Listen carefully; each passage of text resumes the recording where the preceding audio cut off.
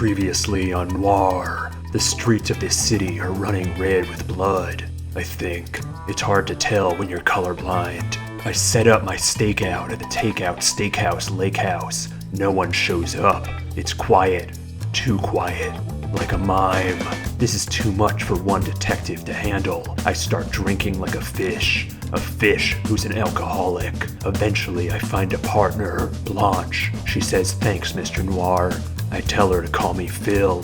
When some teams come together, it's a match made in heaven. For us, it took a match made in hell. There's a serial killer who only kills serial killers who only kill other serial killers. We visit my old police department and meet up with my ex-partner, my old rival, Bruce Bannon. Loose cannon. Like a kid with a board game that's missing the instructions. He doesn't play by the rules. Turns out the killer is his straight arrow partner, Booker. He does everything by the book all right. A book called Murder. There's a heat wave and a drought. What are they up to down here? A jogger gets strangled. She was trying to be healthy, but now she's the opposite. Dead. Blanche and I find the killer.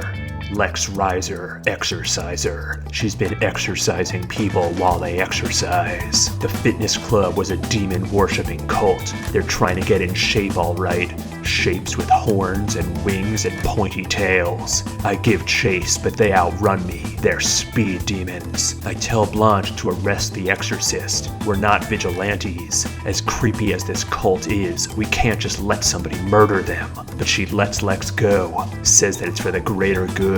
We split up. It's a low point. I take a break before my next season of detecting.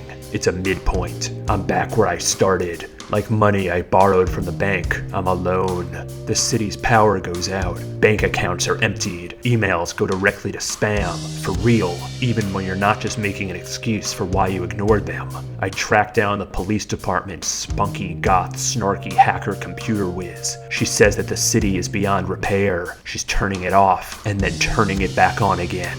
She's seen my history, my loose cannon days, the narcotics department. I call the cops and clear my history. No one can ever know. I live by a code, but maybe that code is more complex than I thought. Without me, this town falls apart like a house of cards in a house of fans. A gang member tosses the drugs in my face. Suddenly, I'm seeing things. The world is so bright, colorful. We make our escape as the color is disappearing. They pile up like a house of cars. It's election season for mayor, and I get hired by one campaign. Right now, the race is neck and neck. They want me to make it neck and piano wire. Meanwhile, the other candidate hires Blanche to dig up dirt on our side. Detective versus detective. Trench warfare. But like a board game that's including the instructions, we were played. The two sides tear each other apart, and the winner is the dark horse candidate. Of course. The new mayor bans private detectives. Blanche and I reunite and join forces with a group of vigilantes. We wage our war behind bars, in sewers, behind bars, in laundromats, and in the courthouse. The fight goes on a long time. Maybe too long? If I could battle the mayor again, I'd probably take him down 1 or 2 months faster. Along the way, I make new friends. A baker, a reporter, a district attorney, but I keep the old. Blanche, my roommate Steve, that old lady. At court, the mayor's lawyer is my twin brother Ron. If I'm Superman, he's Bizarro. If I'm Mario, he's Noirio. But back when I was a corrupt cop, he got me out of a jam. The trial comes down to a lose-lose-lose situation. Blanche breaks the stalemate by murdering the mayor. It's a win, but I don't feel like a winner. Like a guy putting on his shoes, I've got to tie up some loose ends. But the mayor's bodyguards are missing. The prison warden has vanished. I find the vigilantes before they can kill my brother Ron too.